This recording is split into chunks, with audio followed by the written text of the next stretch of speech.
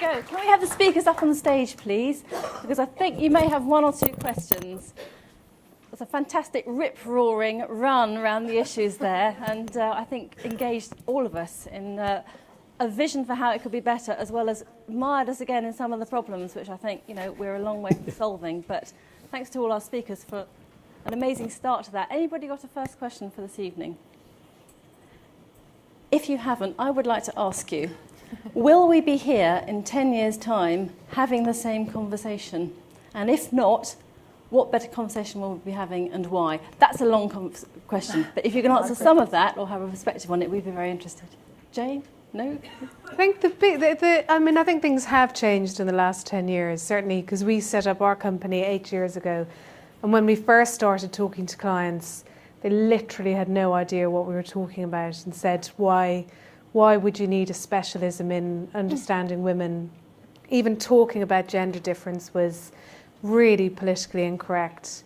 Americans hated us, thought that we were basically reducing women. It was a really difficult initial conversation to have, whereas now we go in, well, more often we're invited in, which is always nice, rather than just kind of bashing down doors. But I think people are more accepting that there's a need to do something different for women, and for women to be understood in their own right, rather than be basically treated exactly the same way men are. So that's changed. I think the big change that will need to happen in the next 10 years is women reaching much more senior levels in organisations, so that the culture of those organisations shifts quite seismically. And once that happens, if that ever happens, then change will happen. But there are huge barriers to that happening. I think also it's, there's the financial aspect, the financial imperative to this, and I think, maybe Hollywood will pick up on this first, so we'll see this entering pop culture, and then it'll filter maybe into brand culture. So I think, when you see there are now female buddy movies, and, if you haven't seen the film The Heat, go see it, because, to see Sandra Bullock, America's sweetheart, making vagina jokes like dick jokes, that immediately tells you something about the way in which Hollywood culture is even waking up to the way in which women are changing. And I think then we'll have more of an appetite, it will feel more normal. And I think advertising, we tend to steal from the art world, from pop culture, from film culture, and I like to think that will infuse brand culture as well. I kind of think we won't be. Well, I kind of hope we won't be, which sounds like a muddled answer. But I think if you look at the feminist conversation that's happening now, it's actually harking back to the conversation of 40 years ago in a lot of ways. And I kind of feel sad that that hasn't moved on, and sad that the conversation hasn't changed. And I almost, not hope, but predict that in about 10 years we'll be talking about why men are alienated by advertising.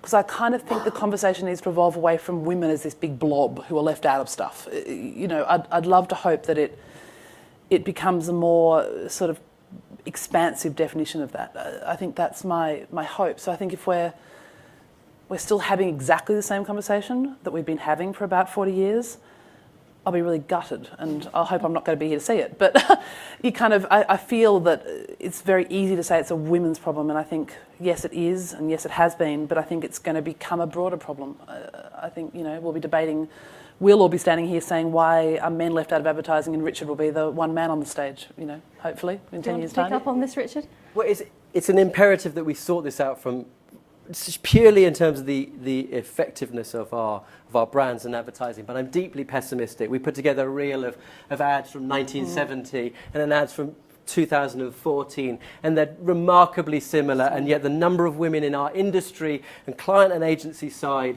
and in the industries that make our work for us is growing exponentially.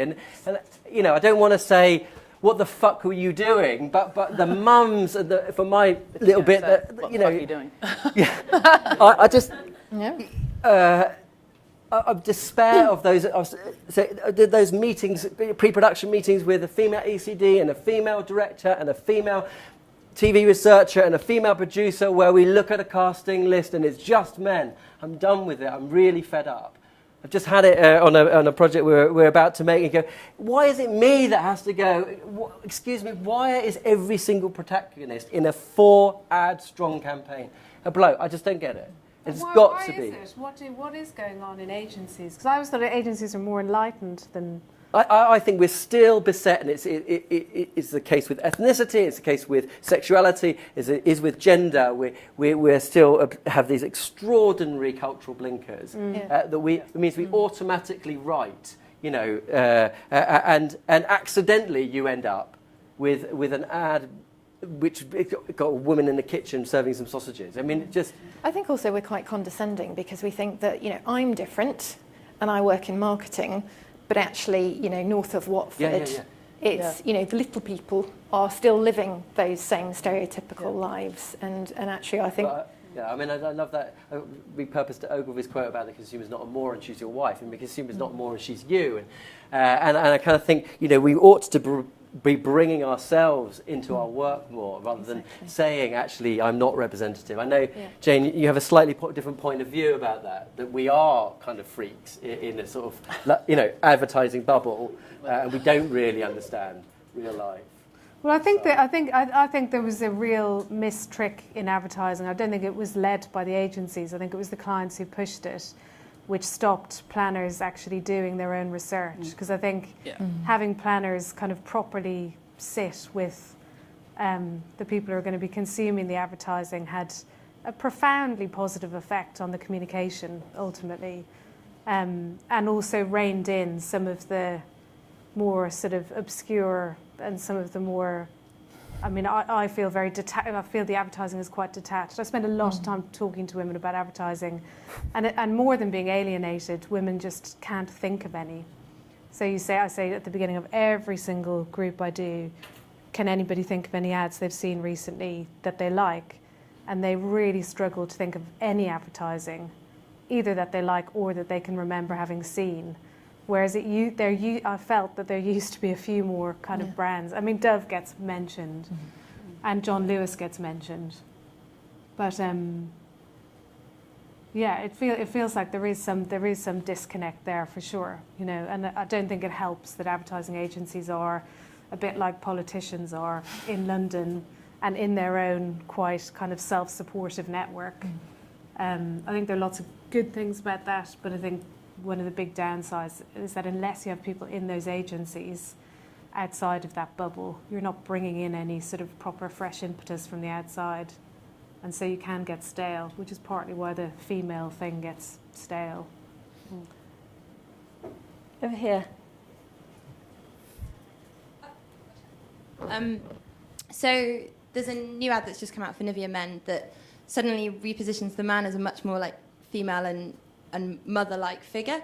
Do you think that actually, in some ways, the question can be flipped? So why are men being alienated by the advertising that's aimed at them, and actually they would prefer to see a much more female, as portrayed by advertising, kind of way of looking at, sorry, I haven't worded that very well, a way of looking at things that feels more Dove-like for them? So there's a book called The Athena Doctrine that looks at that, and it kind of pushes it all towards that. So what are your views on that? That was a terribly worded question. Kate, you're nodding. No, I'm going, that's kind of like how I answer things. I would, that's why I predict if I jump forward 10 or 15 years, I think, and Richard raises a good point, it's sex, it's genders, it's everything in between. I think women, because feminism happened so relatively recently, it's a very kind of emerging topic, and I think we probably aren't seeing the full impact of it. I don't know whether, in corporations, in brands, in all sorts of things. I think we're now going to reach a stage where it does become a male conversation. Because if I look at the personal care category, it is all the Gillette ad. It is all defined as that still very stoic, very heroic, very, masculine coding. And men's roles is changing, and I think, at some point that balance will need to be redressed. I don't know when it will happen, but I do think we're at a little bit of a tipping point on gender stereotyping in general. And it depends what market you're talking about. I think that might be true. I think in some markets at the moment, but I think if I'm talking to most women most of the time, and they're fairly sort of average mid-market women, their lives are pretty men tend to play the men role, women quite often play the more traditional female role. That's the sort of reality for a lot of the women that I speak to. But there may well be an audience of men who feel that misrepresents them and they want... Yeah, and I guess it will happen in waves in the same way that the impact of your feminist arguments did, because, if you talk about Dub, you talk about the codes that they were brought up with and what changed and what they lived through versus women in India or women in China.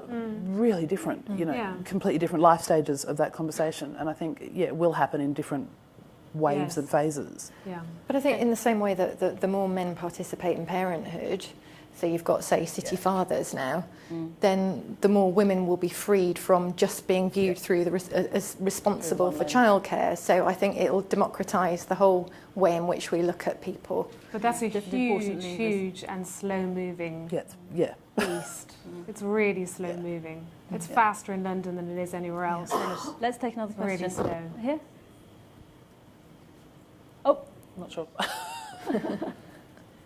one of you.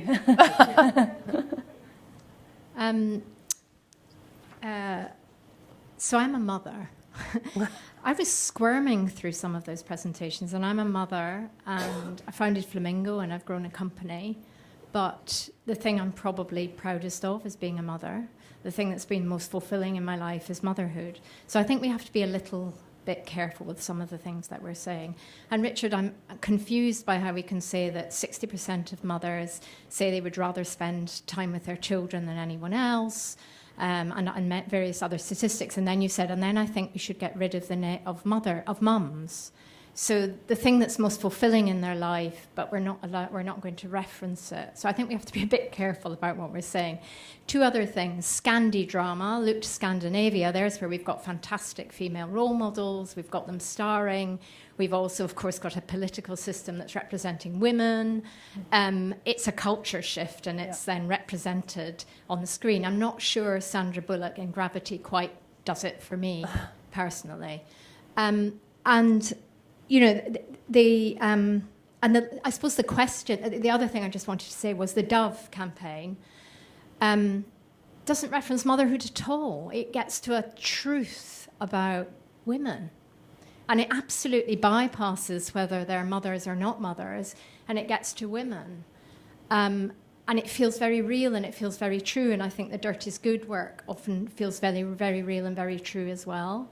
And you actually bypass a lot of this noise and stuff that I think is maybe getting in our way. So I think mothers are proud to be mothers. I don't know why we're trying to run away from it. It's part of a defining dimension. It's just that it's in a context of another life, and there's other feelings and drivers and motivations that you can tap into. But I suppose my question is, why are you saying take it out of the brief? Why are we looking like we don't want to talk about it anymore? And why are we implying that almost mothers don't want to be engaged as mothers at all? Because I really, really do not think that's true. Mothers want to be engaged as mothers, as part of the many identities they have. What I'm arguing is that we've got to stop putting mum in creative briefs and in many other places, but the creative brief is the major problem because it's that transition between thinking and doing. At one level, I still believe that you don't get to call her mum. That's something that is a relationship that's between her children and her. That's the first issue. It's sort of philosophical. The second one is very practical, which is it's like a magnet. The word mum is like a magnet for appalling assumptions and stereotypes. It's just ceased to be any use in our industry. Because we know that, like I was saying the other day, that I'm not allowed. If I wrote into a creative brief, target audience car buyers, or target audience, mobile phone consumers, I'd be shocked. But I can write in a creative brief, mums with kids aged 12 to 16. I get away with that because that's seen as, by using the word mum, I've added some sort of insight into, or target audience definition. And yet it's pretty fucking useless if there are 18 million people that identify themselves as a mother. It's about the way we behave, not about how mothers feel about their role. And if the only role we ever celebrate women as is mothers, then it's a very reductive way of looking at women. And I think you might be a mother, but equally you have your own aspirations and dreams and hopes. And I think the pitfall with just referring to women as mums is you exclude all the other things she is, but also it can be used lazily as a very reductive term. So you're not talking to the woman within. I think that's the trap that we're identifying here. One final question, I think, over there, we missed you out before.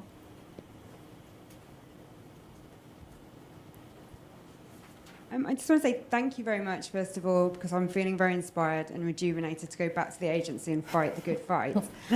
We've actually, from a planning perspective, created a brand which does celebrate achievements and celebrates women as self-determining, but we're having some problems translating that into the creative. So I really like this idea of systemizers and empathizers. I'm a complete empathizer, and I think I'm talking to some, deeply avowed systemizers. So have you got any tips or advice about how I can try and translate that or get them to understand what we're trying to do with women? I mean, we try to, which should be obvious from the presentation, but we use a lot of data. We use the language of systemizers, so I guess we sort of codify empathy.